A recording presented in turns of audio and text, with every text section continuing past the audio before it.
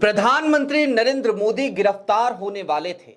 मनमोहन सरकार उन पर शिकंजा कस चुकी थी। मोटी फाइल तैयार हो चुकी थी जिसमें बहुत सारे कुकृत्य थे।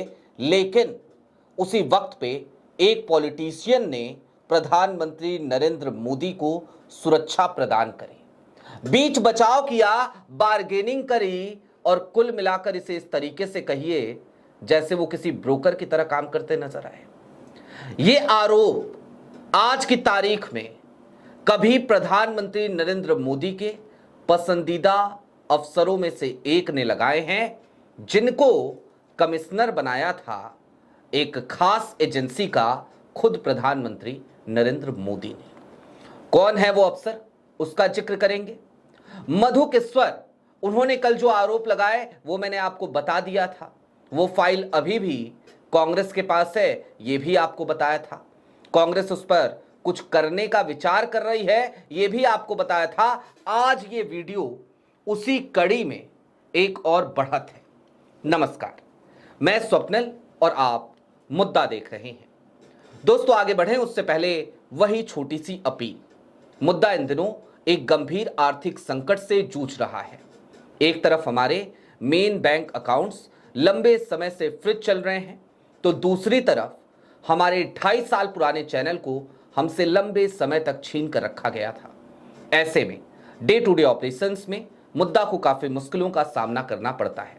लिहाजा आपसे गुजारिश है, यदि आप चाहें तो स्क्रीन पर दिख रहे क्यूआर कोड या फिर के नीचे दिख रहे यूपीआई नंबर्स के जरिए मुद्दा की छोटी छोटी मदद जरूर कीजिएगा, ताकि हमारी बेबाकी यूं ही बरकरार रहे और हम खुलकर उन मुद्दों पर बेबाकी से बात कर सके जिन मुद्दों पर बात करने के बाद कहीं नोटिसेस भेजे जा रहे हैं तो कहीं गिरफ्तारी की धमकियां मिल रही हैं। खैर, अब आगे बढ़ते हैं। दोस्तों, एक अफसर रहे, एक्स आईपीएस हैं, उन्होंने ट्विटर पर एक बड़ा खतरनाक खुलासा किया है जो अब एक्स हो गया है एलन मस्क साहब का। क्या खुलासा किया उस तरफ चले, लेकिन उससे पहले मन में एक सवाल उठता है। क्या आज की तारीख में राहुल गांधी को कई लोगों का साथ मिलने लगा है? प्रधानमंत्री नरेंद्र मोदी के जो साथी रहे उन सबका साथ क्या अब राहुल गांधी को मिलने लगा है? क्या ये वफादारियों को बदलने का वक्त है? और आखिरकार ऐसा हो रहा है तो क्यों हो रहा है? क्या अब भारतीय जनता पार्टी के भीतर भी अंदर खाने बहुत सारी आवाजें उठने लगी हैं जो कह रही हैं कि मोदी जी बहुत हो गया, अब माफ कीजिए, अब छोड़ दीजिए, अब चले जाइए? दोस्तों, कल मधु किश्वर ने एक ट्वीट किया था, हमने आपको बताया था और उन्होंने खुल करके एक धमकी भी दी थी कि और परेशान किया गया तो और ज्यादा जहर उगलूंगी। मधु किश्वर बोल जरूर रही हैं, कोई सबूत नहीं दे रही हैं, बोल जरूर रही हैं। हालांकि कल मधु किश्वर ने जो कहा उसमें जो फैक्ट्स थे हमने उसको क्रॉस चेक किया, वैलिडेट किया। निश्चित तौर पर तथ्यों के साथ उनकी बात थी, एक हद तक हो सकता है वो सही कह रही थी, लेकिन उसके बावजूद हम मधु किश्वर को एंडोर्स नहीं कर रहे हैं। लेकिन मधु किश्वर के उसी ट्वीट को कोट करते हुए एक सीनियर आईपीएस अफसर हैं, उनका नाम है एम नागेश्वर राव। क्या लिखते हैं वो ट्वीट आपकी स्क्रीन पर है। Madhu ji, let me add to your post.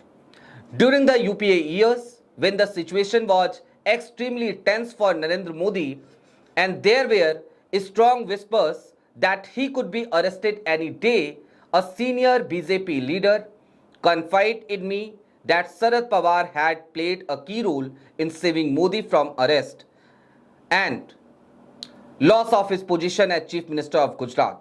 Shiv Sena leader Sanjay Raut also revealed the same in his 2025 book.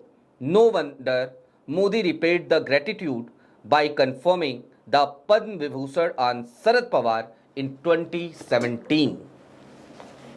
बड़ी बात। एम नागेश्वर राव। और कौन है एम नागेश्वर राव? सबसे पहले जरा इनकी प्रोफाइल आप देख लीजिए। फॉर्मर डायरेक्टर हैं सीबीआई के, और फॉर्मर डायरेक्टर जब ये बने तो उसके कुछ दिनों के बाद इनका मामला कोर्ट में गया और इनकी कुर्सी को बचाने के लिए जब इन्हें एक्सटेंशन दिया गया तो इनकी कुर्सी को बचाने के लिए केंद्र सरकार यानी कि मोदी जी की सरकार वो सुप्रीम कोर्ट तक चली गई थी कि नहीं, हमको सीबीआई के डायरेक्टर के तौर पर एम नागेश्वर राव ही चाहिए। यानी आप समझ सकते हैं कि एम नागेश्वर राव कितने करीबी किसी जमाने में प्रधानमंत्री नरेंद्र मोदी के रहे होंगे कि उनकी कुर्सी बचे रहे, इसलिए मोदी सरकार कोर्ट गई थी। अब एम नागेश्वर राव ने क्या कहा, उन्होंने सीधे तौर पे कहा, मधु किश्वर की बात को एंडोर्स करते हुए, मैं फिर दोहरा रहा हूं, हम मधु किश्वर जी की बात को एंडोर्स नहीं कर रहे हैं, और नहीं कर रहे हैं तो उसके पीछे कारण है भैया, सीधी बात, बिना लाग लपेट के कह रहा हूं, कारण है नहीं करने का। क्यों करें एंडोर्स? मधु किश्वर जो लगातार आरती की थाली लेकर के जय मोदी, जय जय मोदी, हर हर मोदी, घर घर मोदी कर रही थी लंबे समय तक, अचानक से उनके विचार बदल गए क्या? अचानक से हो गया सब? लगता तो नहीं है। यानी कुछ खटपट हुई होगी, कोई बात नहीं बनी होगी, कुछ चाहिए होगा वो नहीं मिला होगा, तो अब कुछ भी बोले जा रही हैं। हम तो ये भी मान के चलने को तैयार हैं। और अगर आपके पास मधु किश्वर जी सबूत हैं तो ले आइए, ला करके रखिए ना, रखिए सामने। लेकिन हां, सवाल इसका मतलब यह नहीं है कि उनके उठाए हुए सवाल बेमानी हो जाते हैं। सुब्रमण्यम स्वामी भारतीय जनता पार्टी के नेता हैं, यशवंत सिन्हा भारतीय जनता पार्टी के नेता हैं।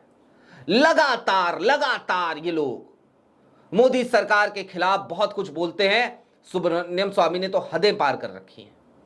मोदी की ये फाइल है, मोदी के खिलाफ ये सबूत है, मोदी इसलिए ब्लैकमेल हो रहे हैं, मोदी उसलिए ब्लैकमेल हो रहे हैं, मोदी जी का चीन में ये है, मोदी जी का अमेरिका में वो है। अरे है तो लेके आओ तो भाई, सबूत घर पे किस लिए रखे हो? एक का दो हो जाएगा, दो का चार हो जाएगा, क्या हो जाएगा उन सबूतों का? नहीं, सबूत नहीं दिखाएंगे हम, कागज नहीं दिखाएंगे हम, सिर्फ चिल्लाएंगे। लेकिन सवाल फिर मोदी सरकार पे भी उठता है कि आप ही के लोग हैं, इस तरीके से मोदी जी को परेशान कर रहे हैं, बदनाम कर रहे हैं। तो अगर झूठा बदनाम कर रहे हैं तो इनके ऊपर केस करो भैया। काहे को सुब्रमण्यम स्वामी बाहर घूम रहे हैं? करो केस, भेजो अंदर। ऐसा क्या है स्वामी जी के पास? क्या आपको डर लगता है उनको जेल भेजने में या उनके ऊपर कोई मुकदमा दर्ज करवाने में? यह सवाल मोदी जी से भी है।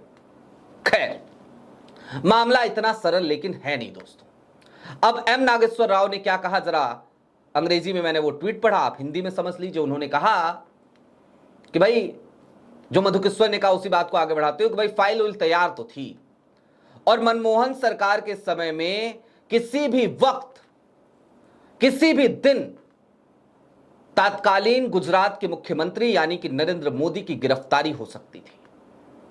और ऐसे में मोदी जी की गिरफ्तारी ना हो, इसके लिए भारतीय जनता पार्टी के एक नेता ने शरद पवार से संपर्क किया और शरद पवार ने बीच बचाव किया, जिसकी वजह से प्रधानमंत्री नरेंद्र मोदी, जो उस वक्त गुजरात के मुख्यमंत्री थे, उनकी गिरफ्तारी नहीं हुई, उनको राहत मिली और वो सुकून के साथ मुख्यमंत्री के पद पर कार्यरत रह सके, उनकी कुर्सी बची।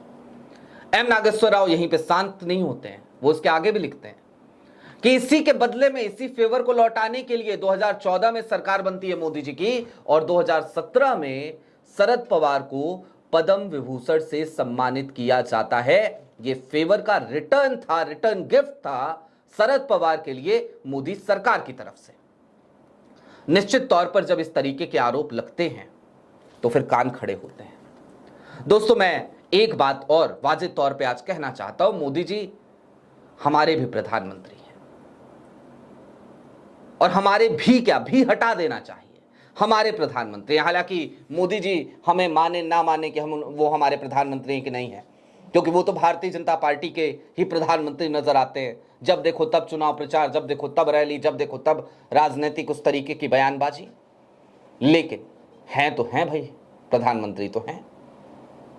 और अगर प्रधानमंत्री हैं तो फिर उनके खिलाफ जब इस तरीके की बातें होती है ना, तो ये कान जो है ना दर्द करने लगता है, बुरा लगता है सुनने में। क्योंकि प्रधानमंत्री की छवि पे अगर उंगलियां उठती हैं, दाग लगती है, तो निश्चित तौर पर देश की छवि खराब होती है, और देश की छवि हर जिम्मेदार नागरिक के लिए दुखदाई है अगर वो खराब हो रही है। अब दोस्तों, बात इतनी साधारण सी है भी नहीं।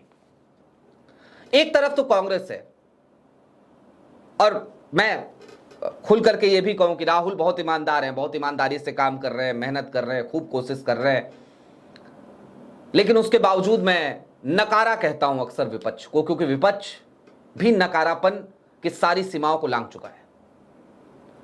एप्स्टीन फाइल में जितना नाम आया ना, इस मसले पर जगह जगह पर प्रेस कॉन्फ्रेंसेस करनी चाहिए थी, मैं बार बार कह रहा हूं कांग्रेस से, लेकिन कांग्रेस नहीं कर पा रही, अपने में ही उलझी है। 5 राज्यों के चुनाव हैं तो लगी पड़ी है लुटिया डुबाने में।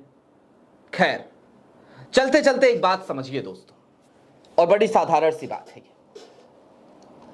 आज की तारीख में मोदी जी का इकोसिस्टम ही जब मोदी जी के खिलाफ खड़ा हो रहा है, तो ये खतरे की घंटी है मोदी जी के लिए। और मोदी जी की जो चाहत है, जो लोग बताते हैं, सूत्रों के हवाले से जो छन छन के चीजें आती हैं, या सियासी पंडित जो बहुत कुछ कहते हैं और सब पब्लिक डोमेन में कहते हैं अब तो, वो ये है कि मोदी जी बहुत दिनों तक अब कुर्सी पर नहीं रहना चाहते हैं। वो चाहते हैं कि भाई 2027 आ जाए, राष्ट्रपति पद का चुनाव हो, मैं उस पद पे चला जाऊं ताकि मुझे एक सेफ एग्जिट मिल जाए। और जब सियासी गलियारे में ये बात होती है, या कोई सियासी पंडित ये कहता है, या फिर दबी जुबान में कोई कह रहा होता है, तो फिर संशय और पैदा होता है कि भाई क्या है ऐसा, क्यों आपको सेफ एग्जिट चाहिए? किसी भी उत्तराधिकारी को अपनी कुर्सी दीजिए, आप ही की सरकार रहेगी, आपके सानिध्य में काम होगा। आपने वो बना तो रखा है मार्गदर्शक मंडल, भारतीय जनता पार्टी की वेबसाइट पे जाते हैं हम तो आपकी तस्वीर भी उसमें दिखती है, मतलब अटल आडवाणी जी दिखते हैं, मुरली मनोहर जोशी साहब दिखते हैं, आप दिखते हैं उसमें, और राजनाथ सिंह दिखते हैं। तो 4 लोग तो हैं मार्गदर्शक मंडल में। आप पहले से हैं मोदी जी, तो अपना कोई उत्तराधिकारी बिठाइए। अब आखिरी बात, वीडियो थोड़ी लंबी शायद हो जाएगी, लेकिन आखिरी बात वो भी करना जरूरी है। मुसीबतें आती है ना तो चारों तरफ से आ रही होती है। अब देखिए ना, एप्स्टीन फाइल का भूत, उसके बाद से मधु किश्वर जैसे लोगों का बयान, यूजीसी के मुद्दे पर अभी भी जो अंधभक्त थे उनका गुस्सा ठंडा नहीं हो पा रहा है, और इन सब के बीच एम नागेश्वर जैसे लोग ये और ज्यादा बयानबाजी कर दे रहे हैं। दूसरी तरफ मोदी जी का खुद का इकोसिस्टम, वो उनको अलग थलग छोड़ने पर एकदम उतारू हो चला है कि भैया छोड़ दो, जाने दो, अब डूबती नाव पे क्या सवारी करनी। वो कहते हैं ना कि जब जहाज डूबता है तो सबसे पहले चूहे कूद कर भागते हैं, तो वो हाल पैदा कर दिया गया है। तो इन तमाम स्थितियों के मद्देनजर ये बात समझी जा सकती है कि आज मोदी जी के लिए सिचुएशंस बहुत ज्यादा अच्छी नहीं है, हालात बहुत ज्यादा खराब हैं, और इन खराब हालातों में प्रधानमंत्री नरेंद्र मोदी हर दिन शायद इसी टेंशन में जी रहे होंगे कि आगे आने वाला दिन किस तरीके की चुनौतियां लेकर आएगा। आपकी क्या राय है वो हमें कमेंट बॉक्स में जरूर बताइएगा। अभी के लिए दीजिए इजाजत, चलते चलते फिर वही अपील, चैनल पे नए हों तो सब्सक्राइब करते हुए जाइएगा, सक्षम हो तो छोटी छोटी मदद मुद्दा की जरूर कीजिएगा, ताकि हमारी बेबाकी यूं ही बरकरार रहे। बहुत शुक्रिया।